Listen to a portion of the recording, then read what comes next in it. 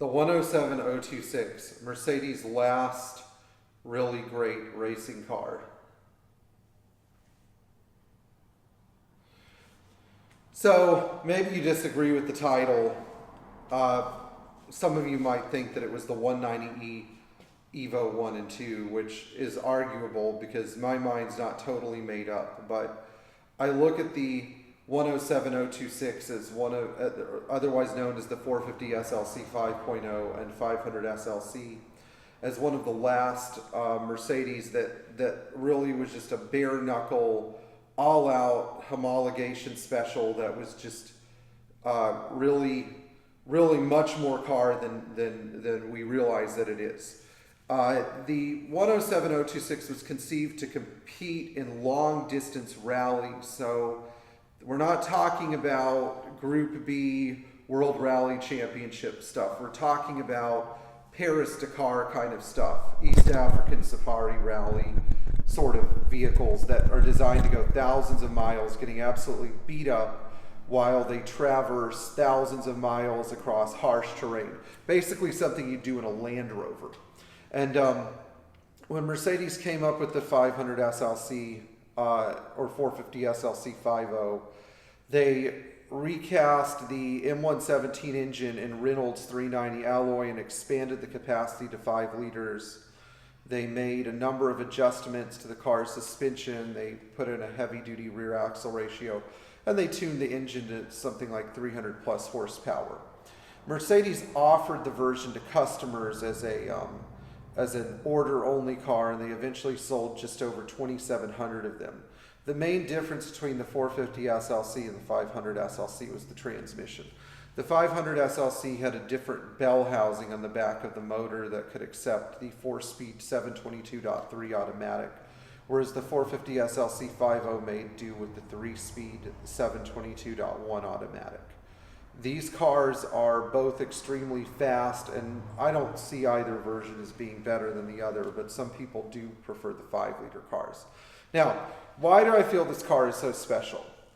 Well, this is essentially the last effort where Mercedes built a heavy, strong, durable car in the vein of their Grand Prix cars like the 300 SLR or the Silver Arrows to compete in a grueling, all-out, winner-take-all championship. And the SLC wasn't that successful of a rally car in terms of its outright wins, but the car is absolutely finished. The logistical effort required to make the cars capable of traveling 1,000 miles through rural Africa was insane. You know, it just was a huge requirement. The fact that the cars were almost always up to the challenge, even though they weren't as fast as some of the Datsuns or, you know, even the Mercedes 280E at the time, which was also rally prepared, they still did extremely well, and they were still extremely tough cars.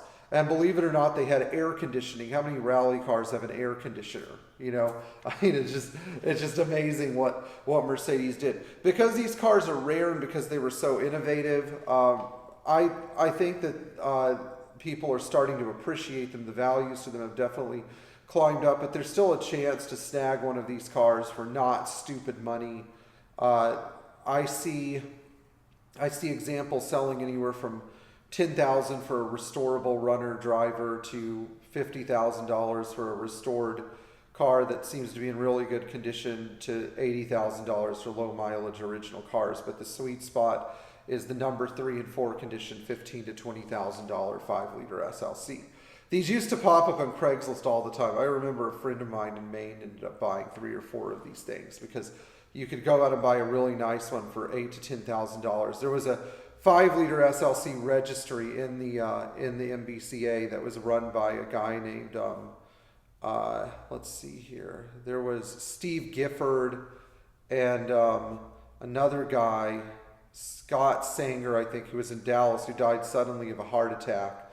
And he had like 4 of those cars. And so it's really sad to see so many of these cars, you know, underappreciated. I mean, we had a beater 5-liter SLC that my mom drove for years, and right when the market just started to show a pulse, we sold it for $2,500 instead of the $1,500 we had paid for it.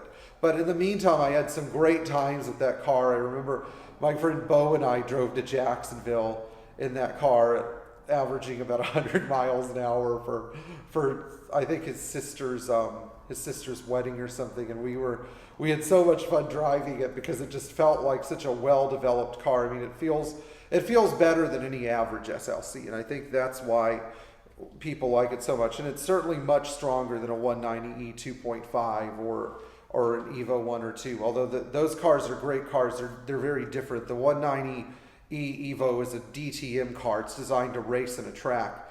The SLC is just an all-out rally car that's designed to destroy its opponents and drive with 3 wheels and a cracked oil sump because it is such an insane oil capacity. Anyway, if you enjoyed this video and have your own opinion about the 107026, please leave a comment below. And if you enjoyed watching and you haven't subscribed yet, please do so. And if you haven't liked our videos, please also keep liking them because, those likes really make me encouraged to do this. And, in the meantime, enjoy whatever Mercedes you have. They're all special. And share this video with a friend if you haven't done so yet. And to all of our Patreon supporters, we really appreciate you. Thank you so much.